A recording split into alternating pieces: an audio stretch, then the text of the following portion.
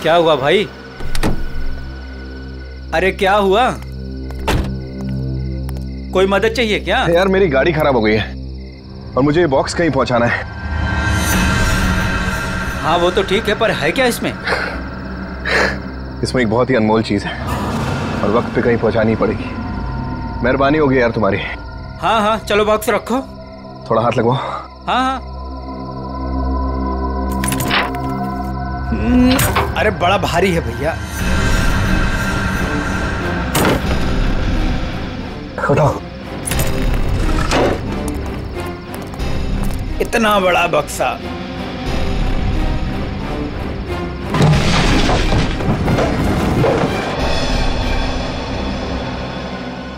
ये एड्रेस है, इस बक्से को इस जगह छोड़ देना। क्या मतलब है? आप नहीं आ रहे हो?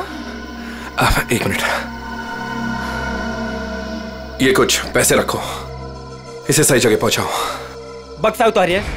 हाँ? मैंने कहा ना बक्सा उतारिए। अरे मुझे नहीं करनी आपकी मदद। अरे बेवकूफ समझा आपने? हाँ, बक्से में क्या है क्या नहीं है? तुम ये सब रखो यार, लेकिन टाइम पे बक्सा जिस एड्रेस पे बोला है वहां पहुंचा देना। हाँ देखिए मेरी एक शर्त है, बक्सा खोल के देखूंगा मैं। अरे क्या है क्या नहीं है इसमें। सुन मेरी बात सुन, मेरी नौकरी चली जाएगी, इसे मैं नहीं खोल सकता। बस पास में ही तो जाना है, प्लीज लेके जाओ ना यार। ठीक है भाई, भरोसा करता हूं मैं। इंसान इंसान के ही काम आता है।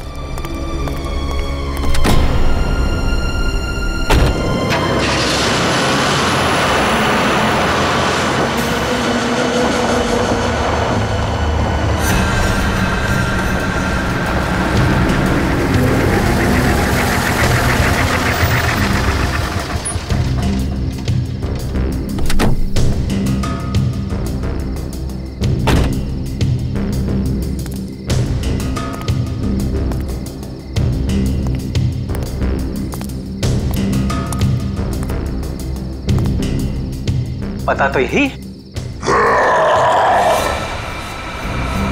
कैसी चीख!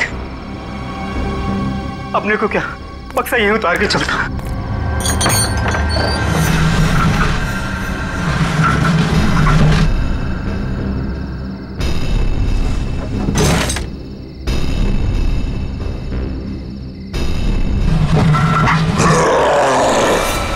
बक्से में से चीख!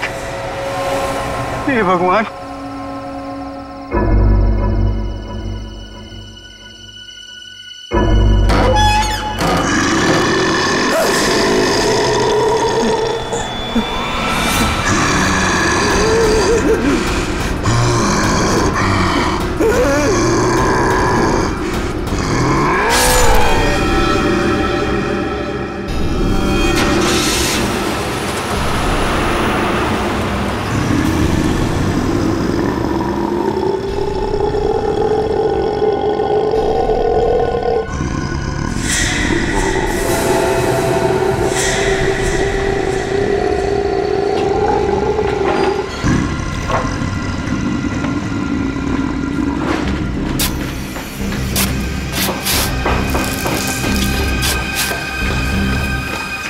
जरा जल्दी जल्दी हाथ पैर चलाओ तुम लोग, सब लोग। 15 दिन में ये बिल्डिंग पूरी करके देनी है हमें, वक्त नहीं है हमारे पास। और सोनू, तू इतना सुस्त क्यों है? खाना वाना नहीं खाता क्या? चल जल्दी काम कर। कौन है वहां पे? मैंने पूछा कौन है वहां पे? अभी तो बिल्डिंग का काम भी खत्म नहीं हुआ है और अभी से बिल्डिंग टूटने लगी। सोनू जरा देख तो।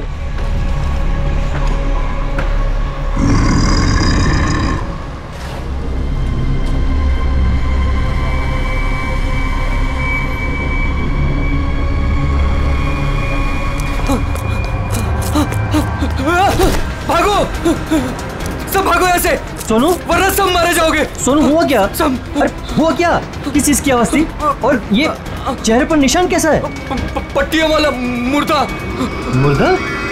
मुर्दा उर्दा कुछ नहीं होता है, ये जरूर कोई चोर और घुसाया होगा। एक काम करो, सब लोग मेरे साथ चलो। चलिए मेरे साथ।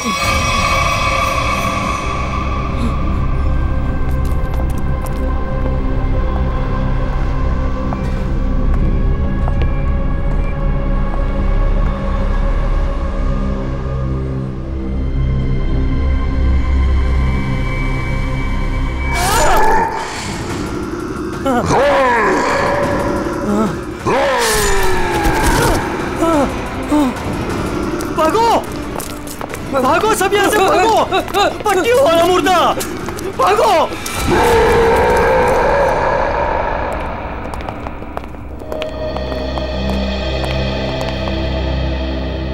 सर मैंने और मजदूरों ने मिलकर एक फैसला किया है। कैसा फैसला? कि हम आपकी बिल्डिंग में अब काम नहीं करेंगे। तुम क्या बकवास कर रहे हो तुम? सर लगता है आपकी नजर कमजोर हो चुकी है, इसलिए मेरे चेहरे पर ये निशान आप देख नहीं पा रहे। ये हाँ, शराब पी के झगड़ा किया होगा। सर ये उस आत्मा की देन है जो आपकी बिल्डिंग में है। आत्मा? क्या बकवास कर रहे हो तुम? हाँ? मैं जानता था कि आप मेरी बातों पर विश्वास नहीं करेंगे, इसलिए मैं साथ में सोनू को भी लाया हूं। सोनू,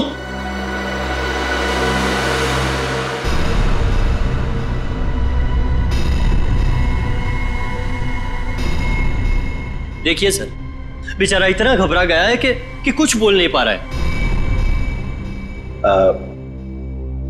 सोनू, ये सब क्या है? साहब पट्टी वाला मुर्दा और कौन है इधर? कौन है? कौन है उधर?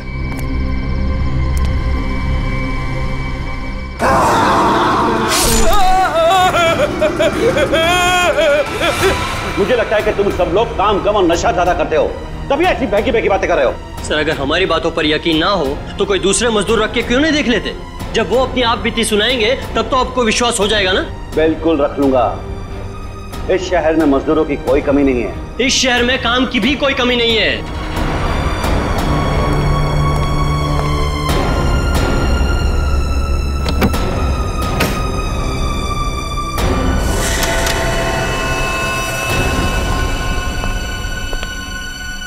ये तुम्हारा आज तक का हिसाब। और एक बात याद रखना कि इस बिल्डिंग में मेरे और मेरे इन्वेस्टर्स के करोड़ों रुपए लगे हैं। तो तूने बाहर जाकर इस बिल्डिंग के बारे में कोई बकवास की या कोई झूठी अफवाह भी फैलाई तो फिर मुझसे बुरा कोई नहीं होगा। दिनेश, पैसे कोई पेड़ पे नहीं उगते, समझे? हाँ, और हम तुम्हारे फाइनेंसर हैं, कोई एटीएम मशीन नहीं कि जब दिल में चाहा कार्ड डाला और पैसे ले लिए। देखिए, आप लोग बेवजह भड़क रहे हैं। बेवजह? तुमने कमिटमेंट किया था, अब तक बिल्डिंग तैयार हो जाएगी, क्या हुआ? हाँ चंदू, मैं बिरयानी बना रहा हूँ, कोई 2 मिनट में बनने वाला बर्गर नहीं। जब आप लोग बिल्डिंग की क्वालिटी देखेंगे तो आप लोगों को खुद ब खुद ये एहसास हो जाएगा कि आप लोगों का पैसा बिल्कुल सही जगह लगा है। हाँ, पता चल रहा है कि इन्वेस्टमेंट कहाँ पर हो रहा है। वैसे काफी अच्छी पार्टी दी है आपने अपने शादी के सालगिरह की। और Natasha? Excuse me, sorry sir, मैं आप लोग को तो अपनी फ्रेंड से मिलवाना ही भूल गई। Meet, come. She is Tina, Swati. बस हमें किसी से नहीं मिलना। दिनेश, इस बार अगर तुमने जबान पलटी ना, 15 दिन मतलब 15 दिन, दैट फाइनल। हाँ, 15 दिन पक्का। और हाँ, 15 दिन से ज्यादा हुआ ना तो तुम्हारा घर और भाभी जी के गहने बेच करके अपने पैसे हम लोग वसूल लेंगे, समझा? अरे पक्का कहाँ? दिनेश सुनो ना। एक्सक्यूज मी, आपकी भाभी बुला रही है। मन से, एक्सक्यूज मी। जल्दी आइए ना। क्या है? दिनेश देखिए ना, मार्केट में नया हार आया है, आप कभी लेकर देंगे मुझे ये? बस हार और गहने, इन चीजों के अलावा तुम्हारे लिए और कोई चीजें इंपॉर्टेंट है ही नहीं। पति जिए या मरे तुम्हें कोई फर्क नहीं पड़ता। मन तो करता है कि तुम्हारा गला दबा दूं। क्या बात है पापा, आप मम्मी पर इस तरह से क्यों चीख रहे हैं? मैंने सिर्फ सालगिरह का तोहफा मांगा था और ये ऐसे कर रहे थे मुझ पर। आशा, ये जो तुम्हारे ठाट बाट और ऐशो आराम है ना, वो केवल इसीलिए है क्योंकि तुम्हारा ये पति दिन रात गधे की तरह काम करता है। पापा अगर आपके पास इतना ही पैसा है ना तो थोड़ा हम पर भी खर्च कर दो प्लीज। पहले तो आपने फ्लैट देने के लिए भी मना कर दिया, और अब जब मम्मी ने आपसे एक छोटा सा हार मांगा तो उसमें भी आपको दिक्कत है। तुम दोनों नालायक बच्चों को तो मैं कुछ दूंगा नहीं, और तुम लोग मेरे घर में रहते हो, इसी बात से खुश रहो।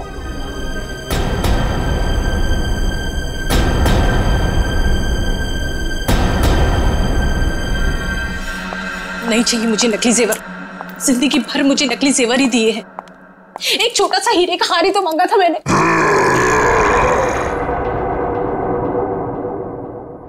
कौन कौन है वहां? कौन है वहां? कौन है वहां?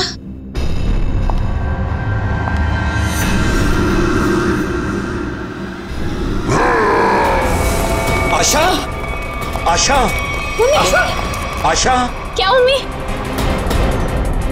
आशा, एक सांस। क्या हुआ मम्मी को? मर गई।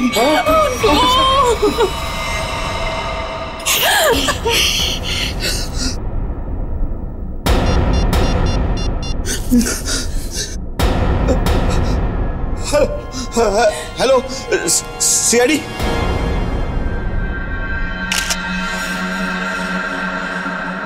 ये निशान देखा गले में? लगता है काफी जोर से गला दबाया खूनी ने। ये जो नेकलेस है ना, इससे पकड़ के घसीटा है, तभी निशान इतने गहरे हैं। शायद बिल पाइप के टूट जाने से मौत हो गई इनकी। सर खून के निशान कॉरिडोर में यहां तक आए हैं, और आशा जी की चप्पल। अपने आप को बचाने में बहुत स्ट्रगल किया होगा इन्होंने, पर खूनी ज्यादा ताकतवर निकला। Excuse me, excuse me. एक सेकंड, एक सेकंड।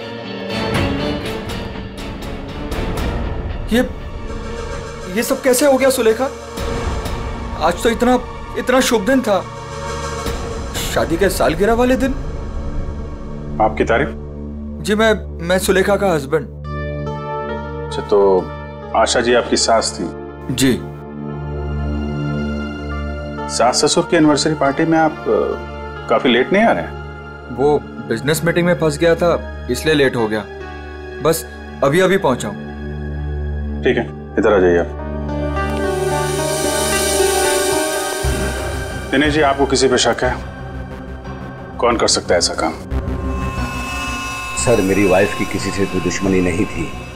सर, मैं यही कह रहा हूँ कि दिनेश ने खुद ही अपनी बीवी का खून करवाया है। सर, हमने इसका झगड़ा सुना था। ये अपनी बीवी से कह रहा था कि मैं तुम्हारा गला दबा दूंगा। पति जिए या मरे, तुम्हें कोई फर्क नहीं पड़ता। मन तो करता है कि तुम्हारा गला दबा दूं। तो बकवास कर रहे लोग। अगर मैंने गुस्से में कुछ कह दिया तो इसका मतलब ये तो नहीं ना कि मैं सचमुच वो कर दूंगा। वैसे ऐसा हुआ क्या था कि आपको इतना गुस्सा आ गया कि आपने गला दबाने की धमकी दे दी, वो भी शादी की सालगिरह वाले दिन? सर, इसकी वजह भी ये लोग ही है। ये मेरे इन्वेस्टर्स हैं, अब मुझे एक एक पाई ऐसे देते हैं जैसे मुझ पर एहसान कर रहे हैं। तुम लोगों की मैं एक एक पाई चुका दूंगा, वो भी ब्याज सहित, समझे? तो दे दो ना। एक मिनट, बिजनेस की बातें मत कीजिए। यहाँ पे खून हुआ है।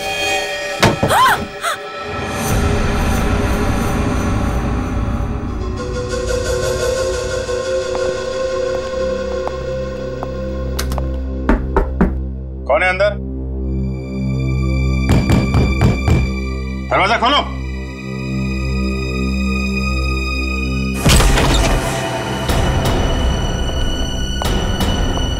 ओह माय गॉड, कौन है ये? सुनिए। उठो। कौन हो तुम, हैं? और यहाँ क्यों चुप के बैठी हो? मुर्दा पट्टियों वाला मार डालेगा। सर डरी हुई है, ऊपर से जख्मी भी। देखो, आप बिल्कुल घबराइए मत, हम लोग सीआईडी से हैं। आपका नाम क्या है? कोमल। कोमल, कोमल आप यहाँ क्यों चुप के बैठी थी? वो पट्टियों वाला मुर्दा बाहर घूमते हुए देखा। पट्टियों वाला मुर्दा? जैसे मैं यहाँ से बाहर निकली तो पट्टियों वाला मुर्दा बाहर था। अच्छा ठीक है, तुम वो जो भी पट्टियों वाला मुर्दा था उसका स्केच बनवा सकती हो? हाँ। Very good. स्केच आर्टिस्ट को बुलवाओ और इस घर का कोना कोना छान मारो, देखो खूनी के बारे में कुछ सुराग मिलता है क्या। जाओ।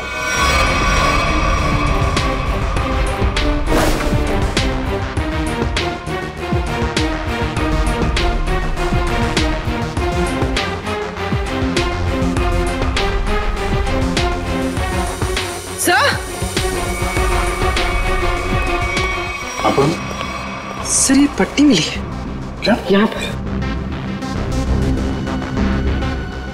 कोमल ने देखा पट्टी वाला मुर्दा और यहाँ पे पट्टी का टुकड़ा मिला। सर स्केच तैयार है। तो ये है वो पट्टी वाला मुर्दा। इस मुर्दे का और इस पट्टी का क्या राज है, जल्द से जल्द पता लगाना होगा। गले का हार बेचारी का फांसी का फंदा बन गया। जैसे ही खूनी ने हार खींचा, बेचारी कुछ नहीं कर पाई। सर वो आदमी गले का हार छीनने के लिए आया था, ऐसा लगता नहीं? वही तो सचिन, वही तो राज है। बड़ा अजीब तरीका ढूंढा खून करने का यार। हाँ जयवंती, डॉक्टर साहब को जरा स्केच दिखा। Yes sir. ये देखिए सर, ये मम्मी की ड्रेस है। मम्मी मतलब माँ? मम्मी नहीं फ्रेडी, मम्मी। हजारों साल पहले जब इजिप्ट में राजा महाराजा मर जाते थे तो उनकी बॉडी को एम्बाम कर दिया जाता था। अलग अलग तरीके की सीक्रेट्स, दवाइयां, मरहम, बाम वगैरह लगा दिया जाता था उनकी बॉडी पर और बाद में इन पट्टियों से उसे ढक दिया जाता था। इससे मम्मी सड़ती नहीं थी। मर गए मतलब हजारों साल पुरानी लाश यहाँ पे आ गई और एक के बाद एक खून कर रही है। और शायद अगला खून तुम्हारा होगा। मेरा हो गया, अब चुपचाप खड़े रहो। और एक बात ध्यान में रखो, मम्मी कभी सड़ती नहीं है और ना मम्मी कभी जिंदा होती है। अच्छा सर, ये जो पट्टी का टुकड़ा हमारे हाथ लगा है, कहीं ऐसा तो नहीं कि ये खूनी के साथ हाथापाई के दौरान आशा जी के हाथ आ गया? नहीं, ऐसे नहीं हुआ। तारिका जी, आप ठीक है वहां पे? नहीं। फिर एक सीआईडी ऑफिसर बोल रहा है कि इनके हाथों में पट्टी आई थी, मतलब आई थी। सीआईडी ऑफिसर आसमान से उतरता है क्या? उससे गलती नहीं हो सकती। ये पट्टी का टुकड़ा जो आप लोग लेकर के आए हैं, ये हाथापाई में नहीं फटा है। अगर हाथापाई में फटता तो सीधा नहीं फटता, टेढ़ा मेढ़ा फटता, समझे? और ये टुकड़ा कोई मामूली टुकड़ा नहीं है। 1500 साल पुराना है ये टुकड़ा। 1500 साल? 1500 साल? 1500 साल जी, किसी ने मम्मी की पट्टियां खरीद ली हैं। कहां से सालूं के साहब? ये इजिप्ट से? अरे यार, लोग पुरानी मम्मियां खोद खोद के निकाल रहे हैं और चोरी छिपे बाजार में बेच रहे हैं। ऐसी एक मम्मी शायद इंडिया में आ गई। बाप रे। लेकिन सर ये खूनी मम्मी बना क्यों होगा? हल्ला मचाने के लिए सचिन, हल्ला मचाने के लिए। ये खूनी चाहता है कि लोग उसे देखें और जोर जोर से चिल्लाए, मम्मी आ गई, मम्मी आ गई। ये खून उस खूनी मम्मी ने ही किया है और वो पट्टी का टुकड़ा जानबूझकर छोड़ गया है हमारे लिए सबूत।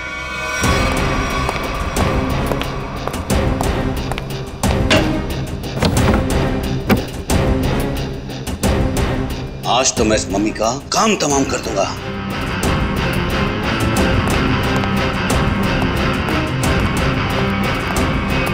सर, ये सोनू है, दिनेश की बिल्डिंग में काम करता है। अच्छा, सोनू साहब कोई पैसा वैसा नहीं था दिनेश साहब के पास, कंगाल थे वो।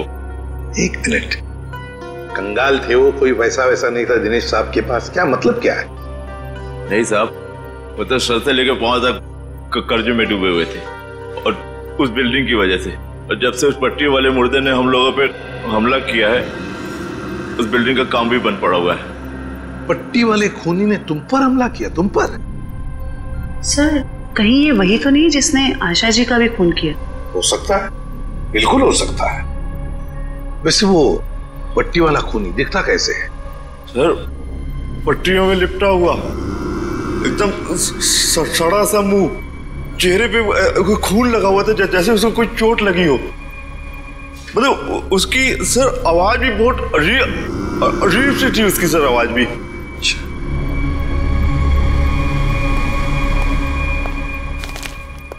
एक मिनट,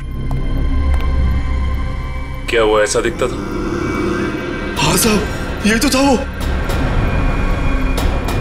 चलो ठीक है, तुम जा सकते हो। अगर जरूरत पड़ी तो हम तुम्हें फिर से बुला लेंगे। सर ये जो कोई भी आशा जी का खून करने के लिए आया था, या तो पहले से मम्मी बन के आया था, या फिर पार्टी में आने के बाद उसने अपना हुलिया बदला है। सर काम करते हैं, पार्टी का फुटेज देखते हैं।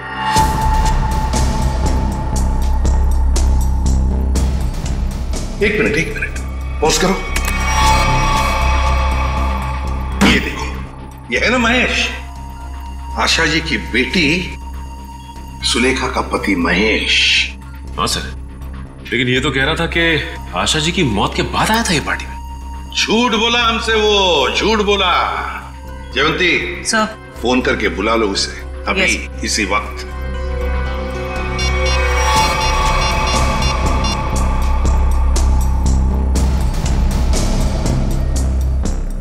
सर फोन नहीं उठा रहा है। महेश फोन नहीं उठा रहा है, उसकी आधी कारस्तानी तो इसी से समझती है। रेडी? मोबाइल फोन रिकॉर्ड्स निकालो उसके।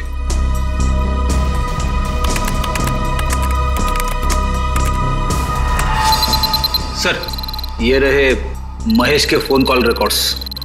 40 बार फोन किया है एक ही नंबर पे, और ये नंबर तो उसके सासू माँ का है। सर सासू माँ से इतना ज्यादा लगाओ? इस महेश से मिलना पड़ेगा। महेश। एक्सक्यूज मी,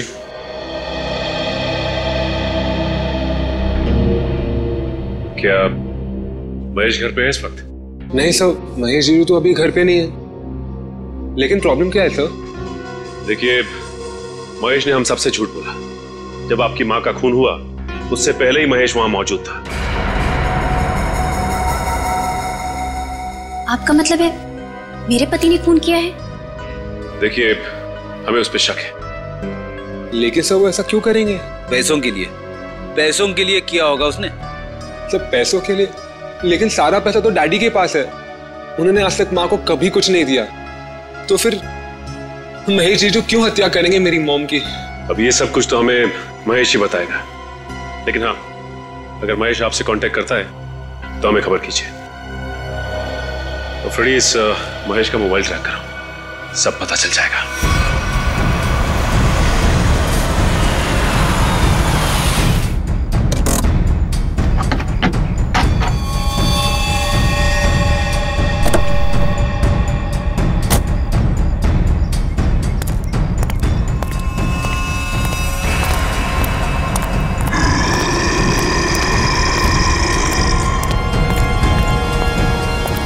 आज ये पट्टियों वाला मुर्दा मिल जाए बस।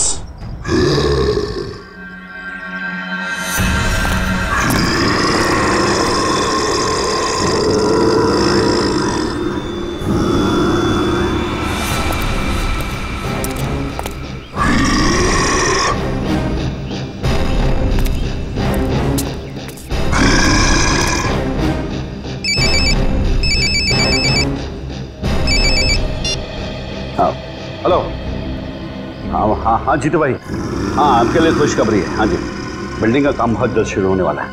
कोई मजदूर वहाँ काम करने को तैयार नहीं है। क्या तुम वहाँ का सारा काम खुद करोगे? नहीं जीतू भाई, मैं उस वजह को ही खत्म कर दूंगा जिसके कारण सारे मजदूर डरे हुए हैं। आज उस पट्टी वाले मुद्दे का दी एंड है। मैं आपको बाद में फोन करता हूँ।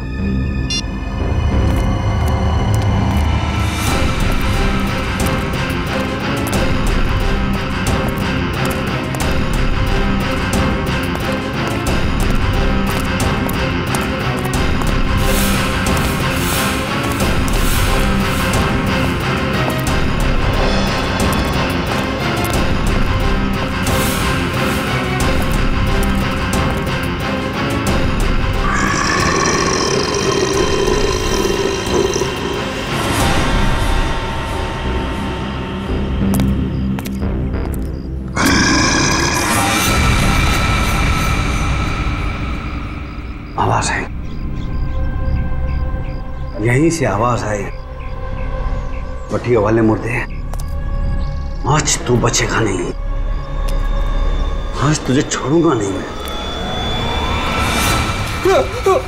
गोली मत चलाना।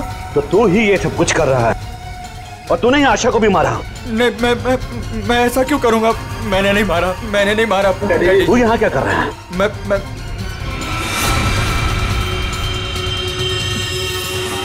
डैडी, वो आपके पीछे है। ना महेश, मैं तेरी किसी भी चाल में आने वाला नहीं।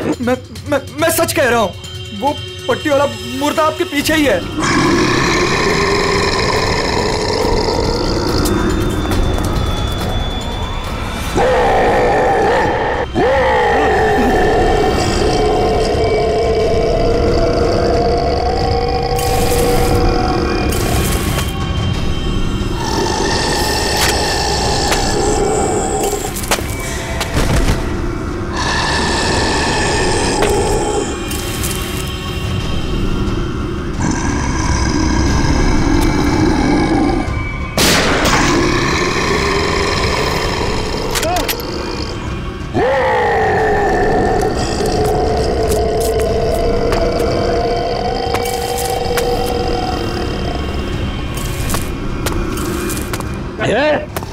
देखो भाई, तू मुझे माफ कर दे।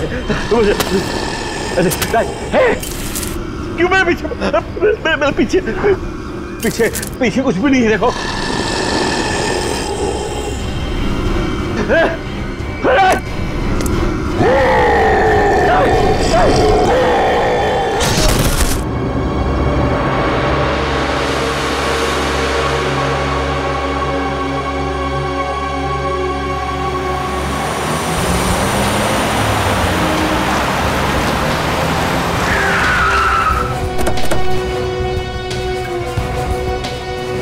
सर, मोबाइल कंपनी वालों से पता चला है कि ये दिनेश का मोबाइल भी यहीं पे है। इससे पहले महेश दिनेश को नुकसान पहुंचाए, हमें उसे बचाना होगा। अरे सर, दिनेश। चलो देखते हैं।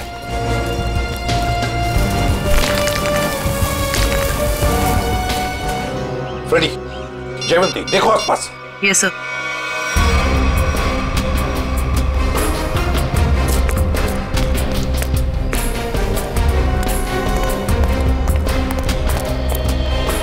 महेश सर।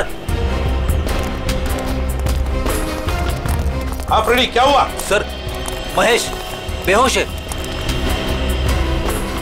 महेश, महेश। सर, हाँ, ये गन पड़ी हुई थी यहाँ पे।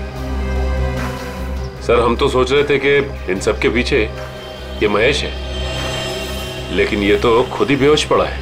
हाँ, ये तो महेश के होश आने के बाद ही पता चलेगा कि ये सब किसका किया कराया है।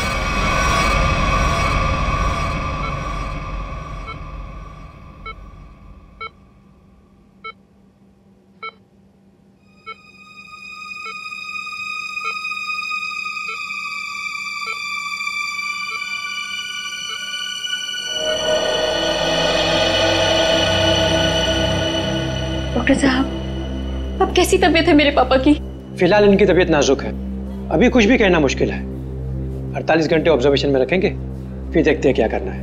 Okay, excuse me.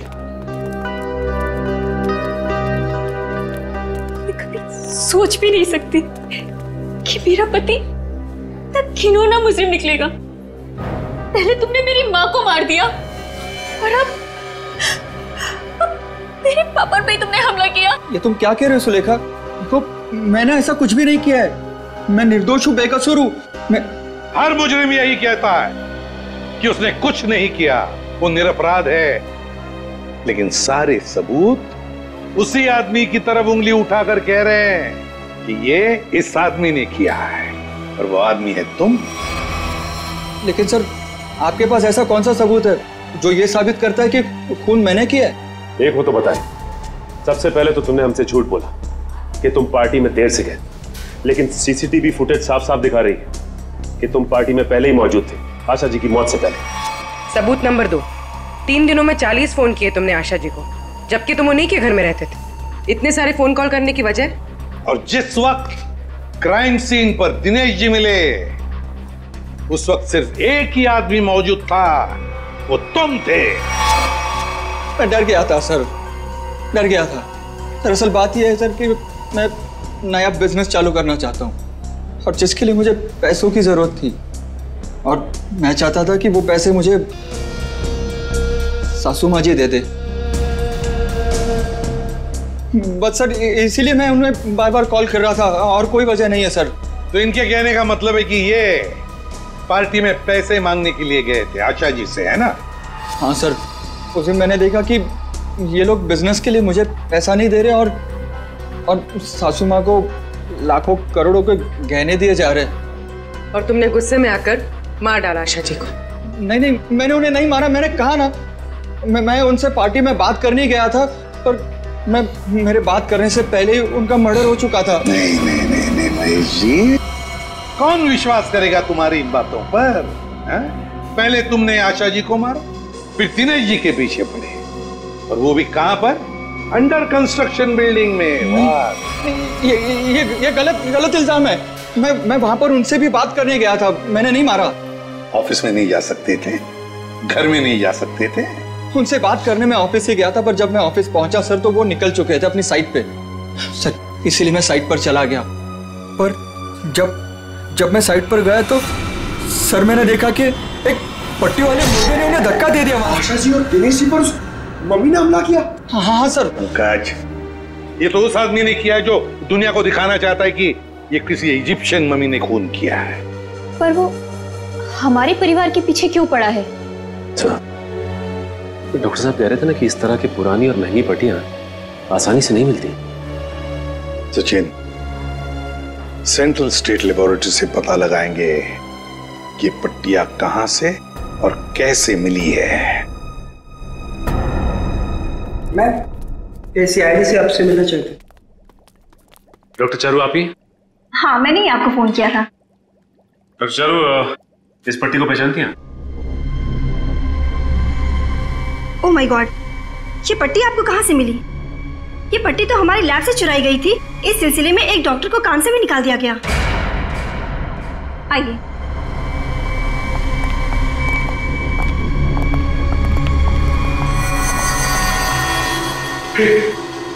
ये तो वही मम्मी है ना जो इजिप्ट में होती है।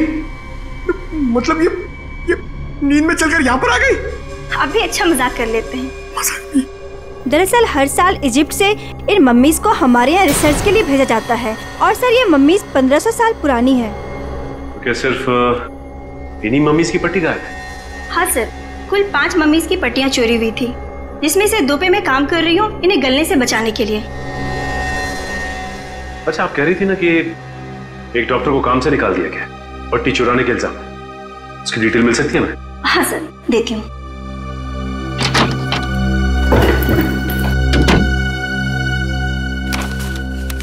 ये है सर मिस्टर ज्ञान, इन्हें काम से निकाल दिया गया। इन्होंने पट्टियां चोरी की या नहीं ये तो मालूम नहीं, लेकिन इन मम्मीज की देखरेख यही करते थे। और हाँ सर, उनकी एक पर्सनल असिस्टेंट भी थी। इनकी असिस्टेंट का कोई फोटो, नंबर या एड्रेस है आपके पास? वो उनकी पर्सनल असिस्टेंट थी, इसलिए हमारे पास उनकी कोई डिटेल्स नहीं है। सर, 5 मम्मीज की पट्टियां गायब है और खूनी खुद मम्मी बनकर दिनेश के परिवार के पीछे पड़ा है। क्या बोल रही?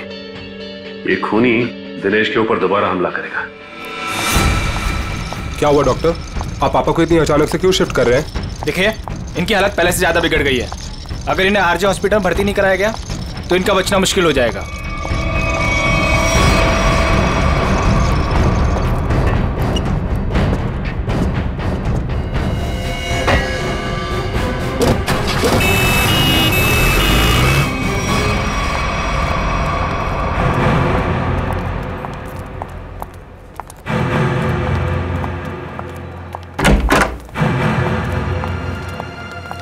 दिनेश जी तो कहीं दिखाई नहीं दे रहे यहाँ पे। वही तो, चलो देखते। अरे डॉक्टर साहब। हाँ जी। ये पेशेंट मिस्टर दिनेश का है?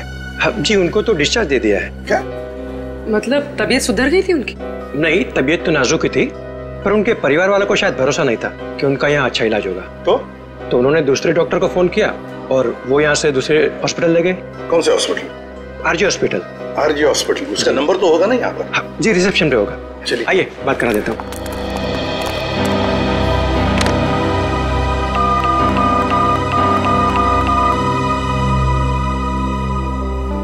Hello, RG hospital. देखिए, मैं एसीपी प्रद्युमन बोल रहा हूँ, सीआईडी से। आपके हॉस्पिटल में अभी अभी एक पेशेंट एडमिट हुआ है, दिनेश नाम है उनका।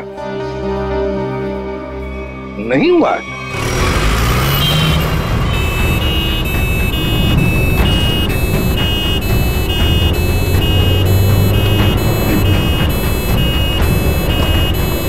काम हो गया बॉस, तीर कमान से निकल चुका है। आप निशाना तैयार रखो।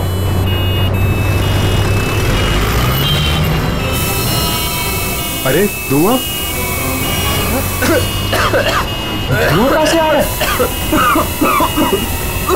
अरे गाड़ी रोको, गाड़ी रोको, गाड़ी रोको।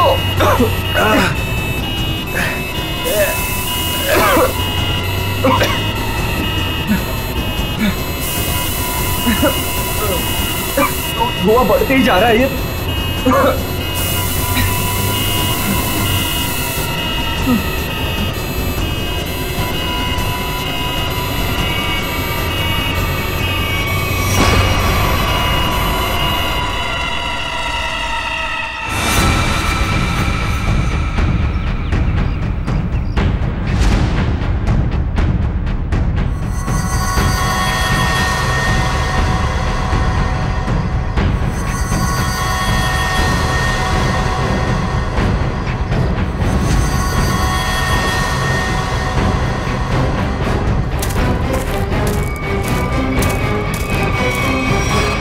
क्यों, अब तुम्हारे जीवन का मकसद पूरा हो गया? हाँ, पिछले 10 साल से मैं इसी दिन के तो सपने देखती आई हूँ। और देखो, आज मेरा सपना पूरा हो गया। नहीं नहीं, सीआईडी के रहते अपराधियों के सपने कभी पूरे नहीं होते। सीआईडी? क्यों डॉक्टर ज्ञान? पेशा डॉक्टर का और काम एक अपराधी का। अबे देख क्या रहे हो? उड़ान सीआईडी वालों को।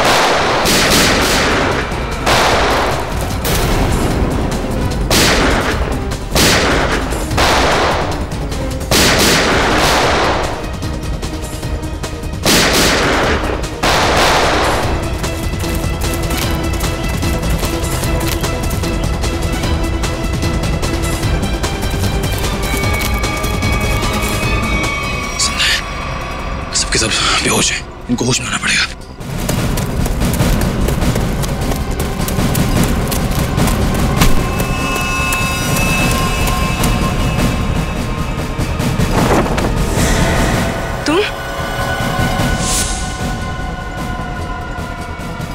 तुम जिंदा लोगों को मम्मीफाई करी थी ना? मैं तुम्हें सिखाती हूँ मम्मीफिकेशन किसे कहते हैं। अपराधियों को मम्मीज बनाने का काम हम करते हैं। मैं दिनेश की सेक्रेटरी सिर्फ इसलिए बनी ताकि इससे अपने भाई की मौत का बदला ले सकूं, और इसलिए मैंने मम्मी बनकर इसकी बिल्डिंग में काम करने वाले लोगों पर हमला किया ताकि मम्मी की अफवाह फैल जाए। तुम कुणाल की बहन हो? नाम मत लो अपनी गंदी जबान से मेरे भाई का। एक वक्त था जब वो तुम्हारा सबसे करीबी दोस्त था, और तुमने क्या किया? दोनों साथ गए थे ना विदेश पैसा कमाने के लिए। सर, इसको सहयोग से एक मम्मी मिली, और मेरा भाई चाहता था कि वो ये मम्मी वहां की देश की सरकार को सौंप दे, लेकिन ये दिनेश उसे ग्रे मार्केट में बेचना चाहता था। सर ऐसा सर।